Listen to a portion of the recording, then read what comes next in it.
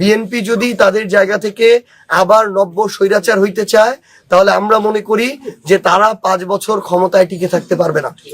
এটা তাদের পতন অনিবার্য হয়ে যাবে। মানুষের মুখে মুখে এই একদিনে কথা উঠে গিয়েছে অলরেডি যে বিএনপি এই একদিনে যেটা শুরু করেছে এটা যদি তারা করতে থাকে তারা 2 বছর ঠিকমতো টিকতে পারবে না। বিএনপির নেতাকর্মীরা ভোট সেন্টারে ফলাফল দিয়ে আটকে রেখেছে।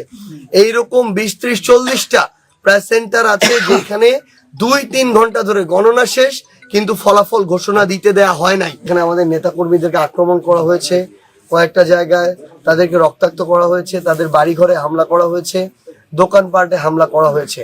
এই কাজগুলো বিএনপির স্থানীয় পর্যায়ের বেশ কিছু নেতাকর্মী সন্ত্রাসী কায়দায় করছে। ভোট কেন্দ্রে ভোট গণনার সময় ধমক দিয়ে চুপ করে বসিয়ে রাখা হয়েছে। এমন অনেকে আছে যাদেরকে গালিগালাজ করে মৃত্যু হুমকি দেওয়া হয়েছে, যাদেরকে বলা হয়েছে আজকে নির্বাচনের পরে কালকে থেকে তুই কেমনে বাড়িতে থাকবি আমরা দেখে নিব।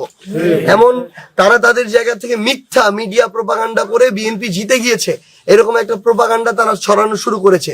তারা ওই ভোট কেন্দ্রগুলো পরোক্ষভাবে দখল করে নিয়ে তারা 2-3 ঘন্টা ধরে যেইভাবে সেন্টারগুলোর ফলাফল যেই সংখ্যায় দিলে ইঞ্জিনিয়ারিং করলে তাদেরকে অল্প কয়েক হাজার ভোটে বিজয়ী দেখানো যায় তারা ওইভাবে বিজয়ী দেখিয়েছে। এই পঞ্চগড় 1 আসনে তারা শুধুমাত্র তাদের প্রশাসনকে অপব্যবহার করে তারা ইলেকশন ইঞ্জিনিয়ারিং করে এই কয়েক হাজার ভোটের পার্থক্য তৈরি করে তারা বিজয়টা চুরি করে নিয়েছে। তাদের যদি সৎসাহস থাকে পঞ্চগড় 1 আসনের সকল ভোট আমরা আমাদের জায়গা থেকে আবার পুনরায় গণনা চাই। তারা সৎ সাহস থাকলে এই পুনরায় যে গণনা উন্মুক্ত ভাবে গণনা হবে এই গণনার চ্যালেঞ্জটা তারা গ্রহণ করুক।